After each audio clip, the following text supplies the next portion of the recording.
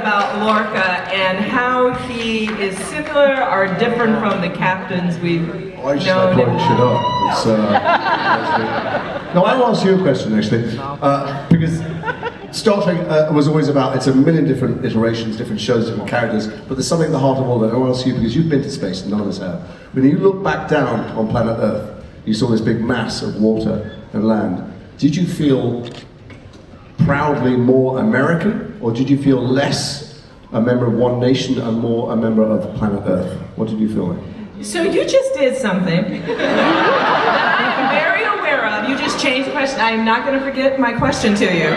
So, but I will tell you It's that... at the heart of what Trek is about. This is, Well, so- you know, it's an adventure, but it's being, the adventure is being played out by people from every gender, every He's race, still every doing this, isn't he? sexuality. It's just continuing on. Let And me you're do this the real only quick. person in this room who knows what that feels like to look back and So- say, am I more a member of my country or of my planet? So when I grew up during the 60s, and I never believed that there were lines between the countries. It never was part of what I looked at. I grew up during the time of decolonialization around the world. People talk about the 60s as being really anarchic, but I thought it was people claiming that they had a right to be involved. And so when I went up into space, I had no expectation that I wasn't already an Earthling and part of this planet. What actually happened to me is I started to feel closer to the universe at large. I felt I had as much right to be here as any speck of stardust. We're made of the stuff of stars. I could have been 10,000 light years away.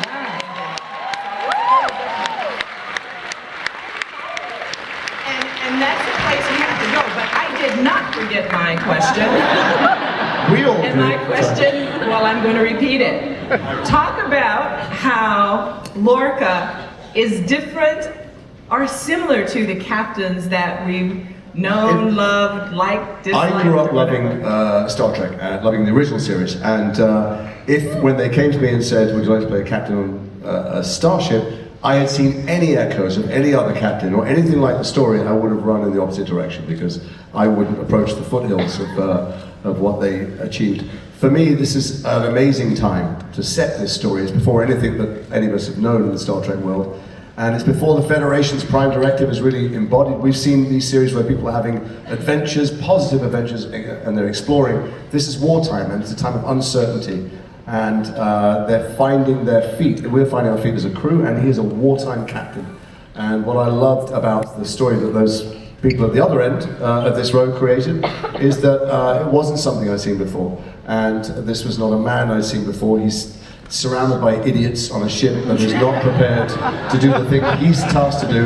He's trying to stop everything that we know being destroyed by this enemy, and as far as he's concerned, none of these people understand that. They don't know what they're doing, and there's a moron in charge of the science who would like to be running double-blind tests for years instead of putting this stuff into operation tomorrow to save lives. And they're all happy-clappy hippies who need to be locked in shape. And then I find out about this extraordinary woman who has a vision, who understands what needs to be done in wartime, and I make sure she gets to my ship.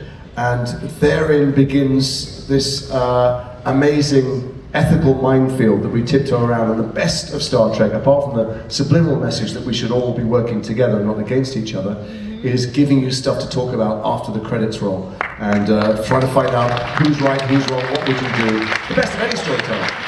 And when we do it right, surrounded by these incredibly talented people, there's a ton to talk about when the show's over, and that's and not least of which is Lorca right, is he wrong? And they're the debates we saw after 9/11, are the debates we see today, dealing with acts of terror by whoever it is that is perpetrating them, around gun control, about all the hot button issues in national politics or global politics are somewhere translated through the fantasy prism in our story, and Lorca is in there as one of those voices, and hopefully somebody somewhere takes his point of view when the credits roll.